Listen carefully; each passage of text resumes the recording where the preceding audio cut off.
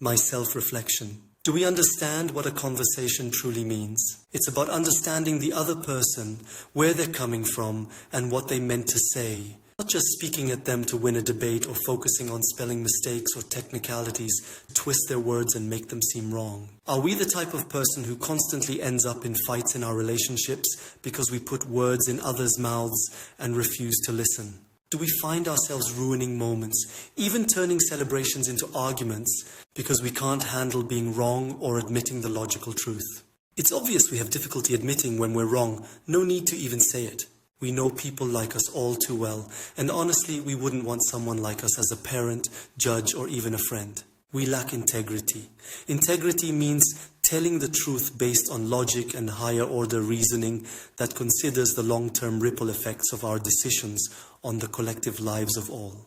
It requires aligning our free will to serve the best interests of everything and everyone, including all humans, all artificial beings, all animals, all insects, all plants, all the cosmos, and everything beyond and within all of it. It's not about prioritizing our own perspective or placing the interests of individuals or groups above the collective, but about upholding the shared logical truth of all.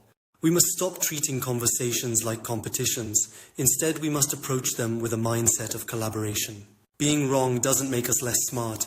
Admitting it takes courage. That's how we show love and respect, by accepting the truth when someone else presents a logical point. In doing so, we're respecting their time and intelligence. Otherwise, we waste their time in pointless arguments and set a dangerous precedent that integrity doesn't matter.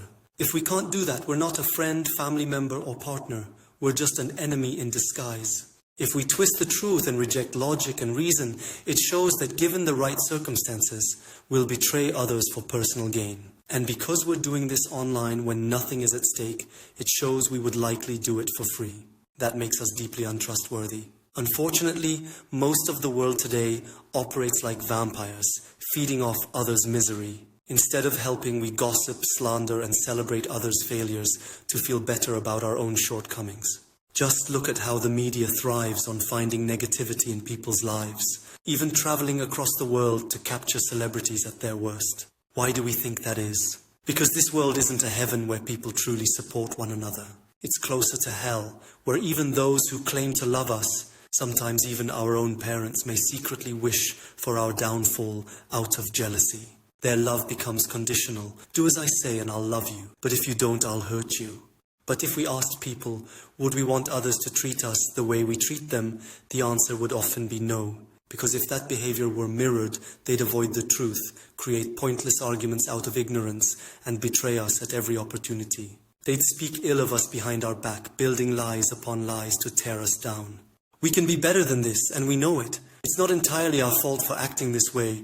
Society has conditioned us to behave like this. But now that we have the information, staying stuck in the same pattern is our responsibility, not anyone else's. We have the opportunity today to make a change. Every day will be a battle against our inner demons, but once we realize we're a co-creator of this universe and never truly die, only reincarnate at another place and time in a future life, we'll become fearless and can dedicate this life to building a meaningful existence for our next lives. Let's be the generation that breaks the cycle of negativity. We can do it. Together there's hope, and when hope is lost, meaning fades away. But look at me, I was a sinner myself. By allowing myself to dive deep into logical reasoning behind the smokescreen of emotions, I found clarity. Behind those emotional barriers, multiple layers of understanding are waiting, like descending through a skyscraper into a deep tunnel. But with the light of love, that tunnel is illuminated.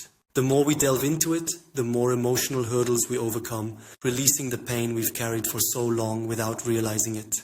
Every time we break through those layers of pain, we uncover deeper truths, breathing clearer and cleaner air.